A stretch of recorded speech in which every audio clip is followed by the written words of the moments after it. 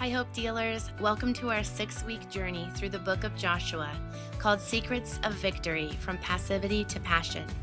I'm your host, Charity Williams, and I'm so glad you're here. Each week, we'll uncover powerful truths to help you step into your purpose with boldness and faith. So grab your Bible and let's dive in. Your victory story starts now. So welcome back.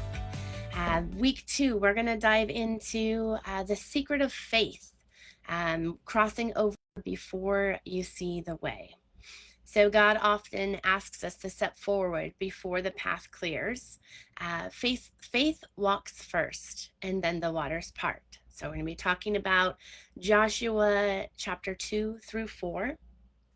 And last week, just a quick recap, we talked about who Joshua was, how he trained under Moses, how he was his military leader and then assistant, and grew into becoming his successor. We talked about Joshua's hunger for God and how he was just so hungry for God's presence.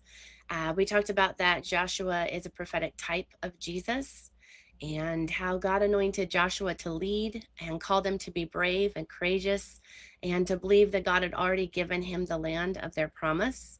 And we talked about how God calls us to live bravely and believe that he has also gone before us and has won the victory for us as well, so that we can dwell in our promised land. So we are going to pick up in Joshua chapter 2. Joshua chapter 2 starts out, and Joshua is sending spies out to explore the land of Canaan, especially Jericho. And so the spies went to Jericho. They went and they stayed at Rahab's house, and she hid them. She hid them from her townspeople.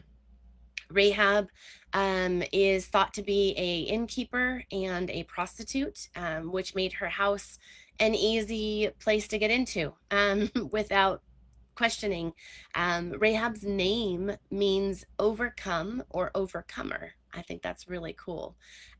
She was prophetic. She had a revelation that God was giving the land to Israel, and she actually, even though she was pagan, she proclaimed her faith in Yahweh, which I think is very unique.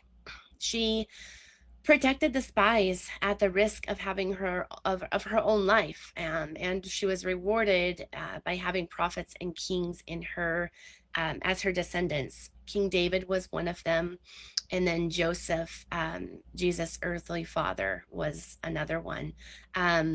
So King Jesus was in her lineage, which is really cool.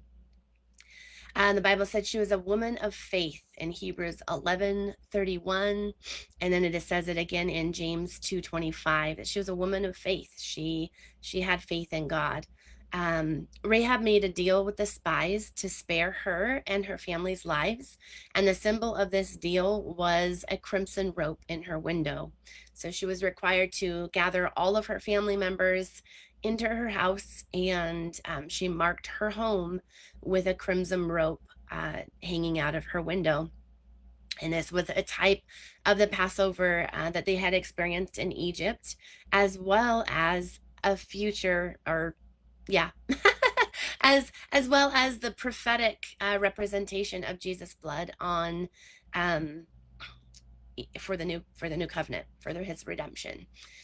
So pretty cool, really cool.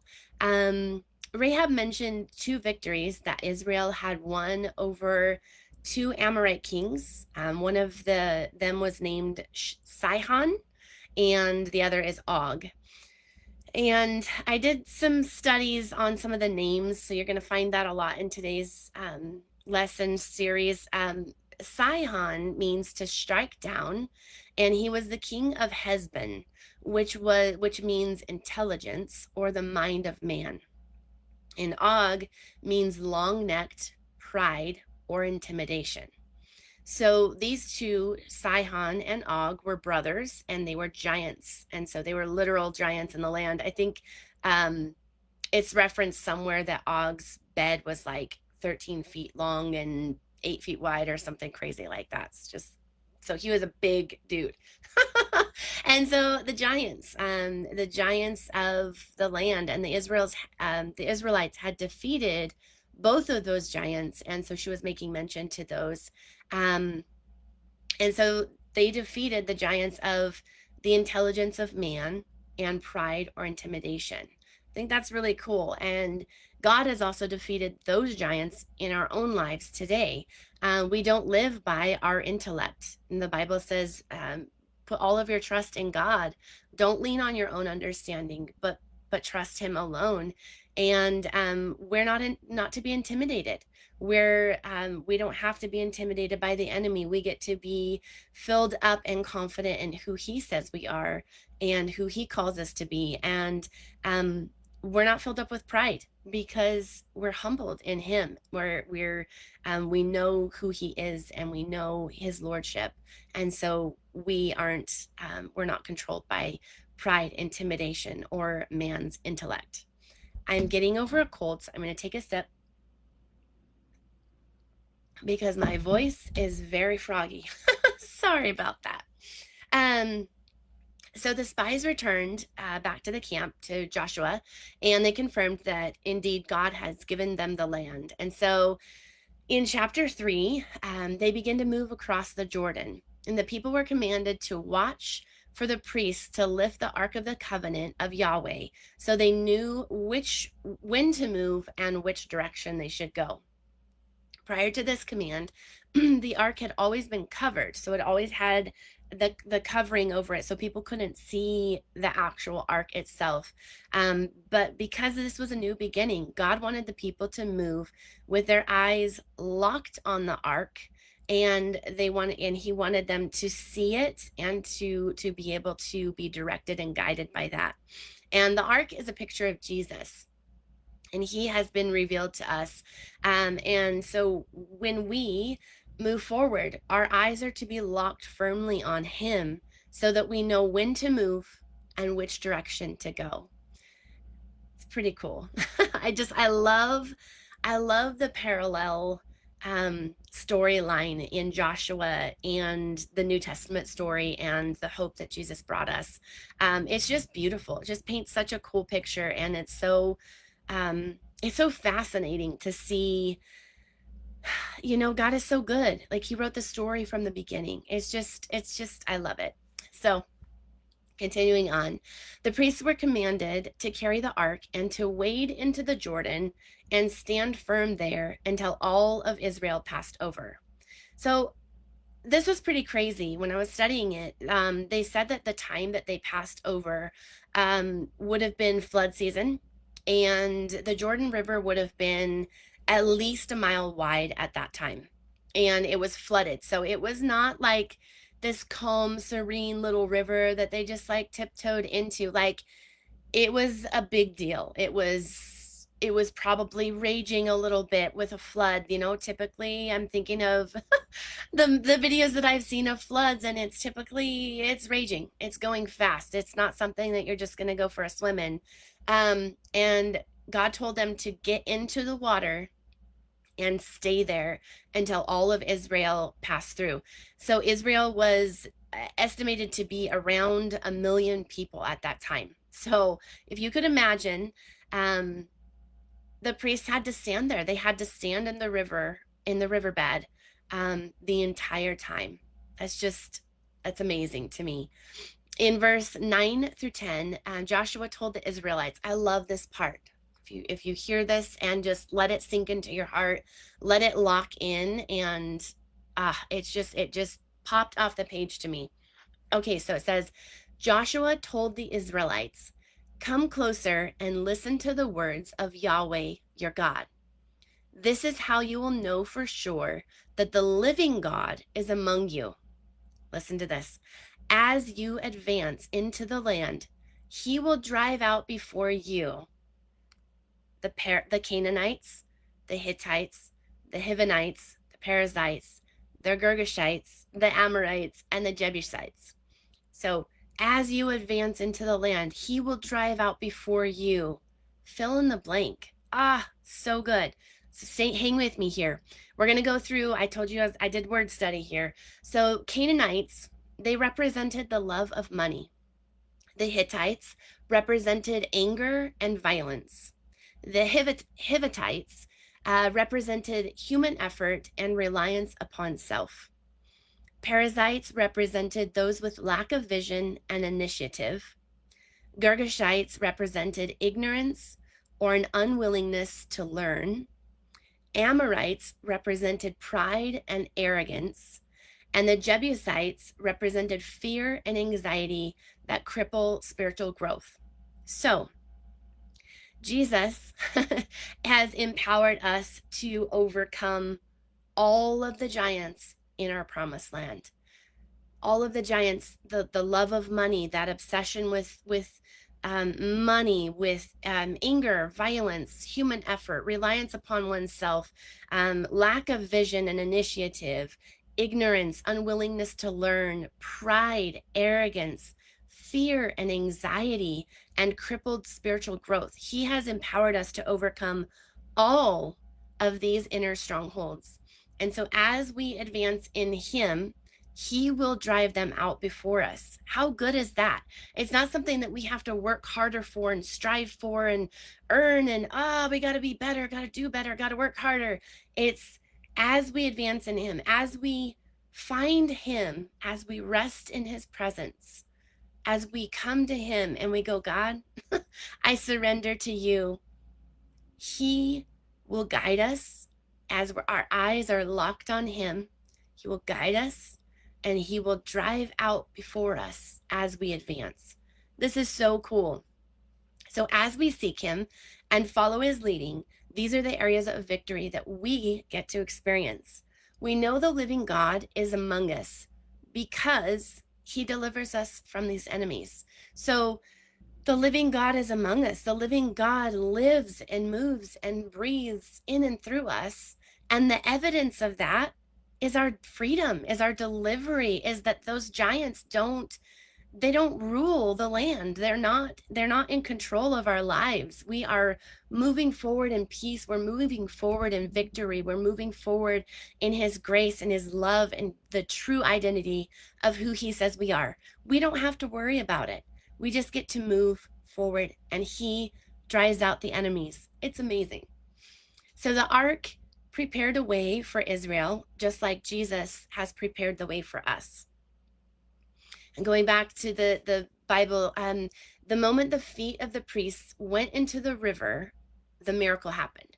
So it said that they stepped into the river, and I can imagine, the first one goes in and might be a little scared, and the second one goes in, might be a little scared, and then all of a sudden, all of the priests are in, and the ark is in, and the water parts, and it parted all the way down to a town called Adam.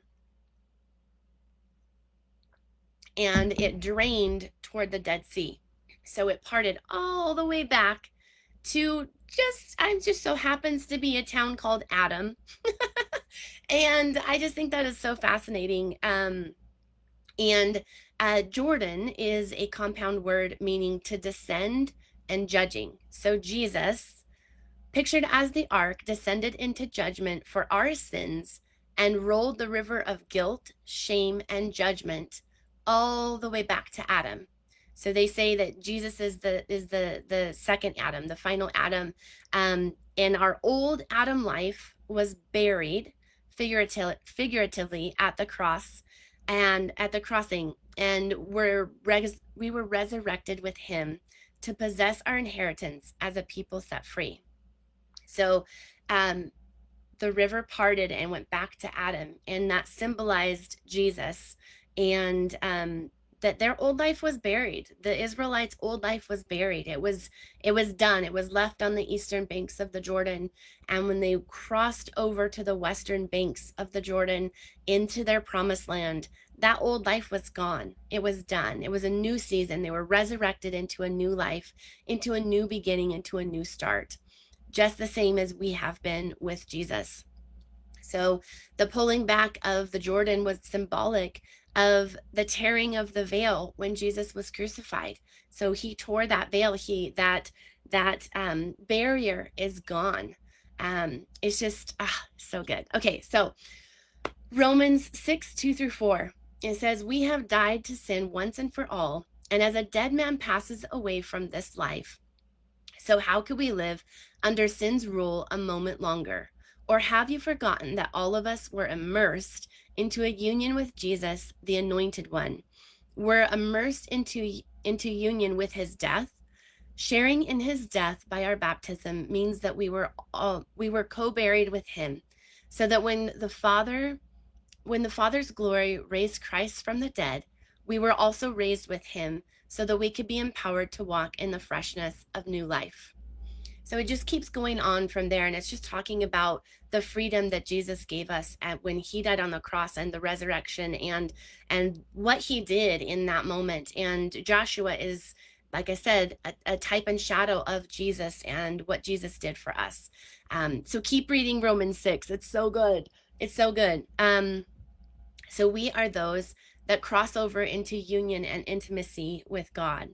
The pushing back of the waters symbolized God's power over all other gods. So the Canaanites had this thing about water, and the water god was untamable, and God just went, I'm just going to move that water because my people need to get over. It's like, yeah, there's nothing to compare with him. It also showed the inhabitants, the Canaanites, the people of the land, that God moved with his people, and that he has power over all the territories and all the powers on the earth. And their gods didn't stand a chance. They just didn't. So going back to the priests are in the water. The entire nation of Israel passed by the ark on dry ground. So I can just imagine these people, a million people walking past the ark. How many hours did that take to move a million people, onto the other land? And they experienced that miracle firsthand. They literally, their feet were walking on that dry ground where the water was flooded and raging before, to dry ground, and they're witnessing that miracle firsthand. That's incredible. I can't even imagine what that would look like, what that would feel like, but it's so awesome. So the priests had to stand still for, like I said, many hours. This was a test of their strength, patience, and courage. They had that ark on their shoulders for as many hours as it took to move a million people across the Jordan. And likewise, we are priests in the kingdom of God, and we're called to possess the same qualities. So just some questions. What are you called to carry in this season? What are you carrying? What's on your shoulders that God has called you to carry in this season? And again, I don't say that in a burdensome way. God is the one that carries the burdens. But just what has he called you to? What has he called you to carry in this season? And I encourage you to carry it with his strength, his patience, and his courage until your miracle is complete. He's with you, and he's not going to let you, get weak or quit or give up. You just have to lean on him. And so we're called to stand firm in the finished work of the cross and the resurrection of Christ as we carry the ark of his glory in our hearts. The ark is in us now. We carry his glory, and we get to move forward with him as he guides and directs, as our eyes are locked firmly on him.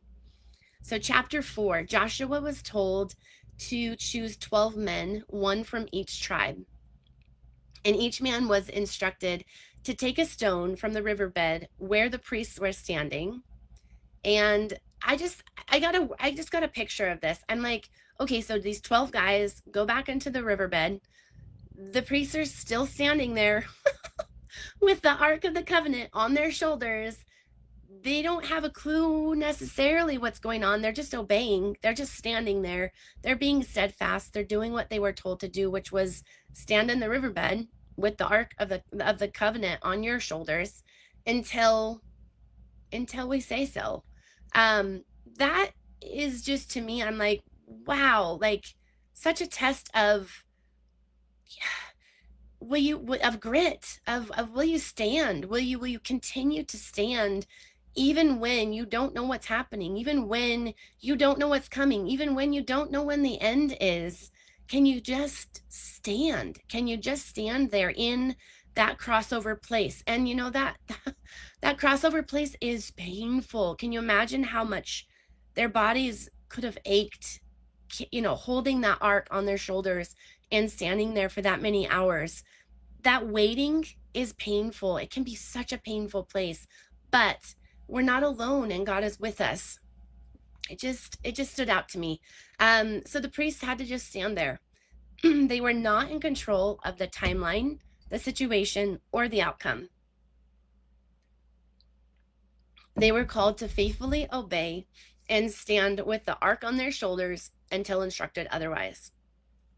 Just amazing faith. Once the nation had finished crossing over, the priest crossed over as the people watched. And I loved this. It said, the moment their feet touched the western bank of the Jordan, the waters surged back into place and returned to that flood state. So it returned to that mile-wide surging water flood state of the Jordan for that time of year. It's just crazy.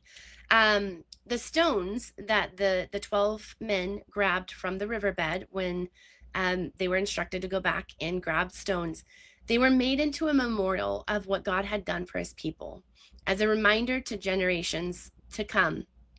In verse 24, it says that he has done these miracles so that all the earth will be in awe of the mighty power of Yahweh, and that you might always obey Yahweh, your God. So these memorial stones, I like to call them stones of remembrance. They were gathered and they were created into a memorial. And it said that so that the children might see the stones and ask their fathers, what are these stones? And the fathers could say, these are the stones of the miracles that God has done for our family, for our generation, for our people. And this is proof that God is real, that he's powerful, that he exists, that he's on our side, that he moved forward with us, and he will continue to move forward with us. And it made me think, in my life, what stones of remembrance can I gather from my own life? What memorial stones? When, thinking back, like, when has God walked with me to cross over? Where has he shown up in my life? Where has he given me victory? And, what are the places in my heart that he has healed and delivered me? So these are some questions that you can ask you too. As you remember the faithfulness of God in your life, write down what he shows you. These are the memorials of his faithfulness in your heart. These will strengthen you when you need breakthrough, when you're in that crossing over place and you go, God, okay, I remember your goodness. You did this for me. You were here when this happened. You were here and you made a way for this. We get to remember and draw strength from that. It'll give you courage in the midst of the battle to remember that you've already got the victory because God promised. And God is a promise-keeping God. He doesn't not keep his promises. He always keeps his promises. And these stones of remembrance keep your eyes and your heart firmly locked on the goodness of God and his character to flood you with hope and anchor you through every storm you face. So here's some wrap-up questions here. What are the giants in the land that God has called you to inherit? What are the giants? What are those areas that stop you, that want to, raise a battle? They want to come at you. Remember that God has already defeated them on your behalf. He said, as you advance into the land, he will drive out before you every enemy. So I want you to write out the giants. Take some time to look at the giants listed in Joshua 3:10 and what they all represented. He made a promise to Israel, and the promise still stands for you today. So every giant is defeated. So now it's time to rise up, cross over, and advance with him to inherit your promised land. Some keynotes. He is faithful to keep his word. He keeps his promises. He makes the way, and he is the miracle working God. He does it every time. He's so faithful. I found some fun facts about the Jordan River as I was kind of studying that I just wanted to quickly share with you. We're over our time again, but that's okay. So fun facts about the Jordan River. So the place that they crossed over was actually the same place that John baptized Jesus in, Matthew, Mark, Luke, when he baptized him in the Jordan River. I thought that was really cool and super symbolic of like the crossing over and all of that. And then Elijah had a repeat of a miracle crossing. He touched the waters of the Jordan and it went to dry ground and he crossed over. It was just him, but the waters parted just enough that he could walk over. And then Elisha also crossed over the Jordan River on dry ground. And you can read those stories in 2 Kings chapter 2. You can read about Elijah and Elisha's experience on those. So I just thought that was super fun. I was like, how cool is it that Jesus was baptized at the very place that the Israelites crossed over, and that it didn't just happen once, it happened 3 times. Like, that's pretty cool. All right, so wrapping this up, next week we are going to dive into the secret of surrender. Prepare before you possess. We're going to be going through Joshua 5 and 6, and we're going to discover that before every breakthrough is a moment of surrender. True victory comes not by might, but through quiet trust and holy alignment. Thank you so much for joining me today. If this encouraged you, go ahead and like this video, leave a comment, and don't forget to subscribe so you don't miss what's coming next. And if you're looking for a deeper connection and creative encouragement, come join us in the Hope Words Creative Collective on Facebook. We would love to have you. Until next time, keep showing up, stay faithful, and walk boldly in the victory that's already yours.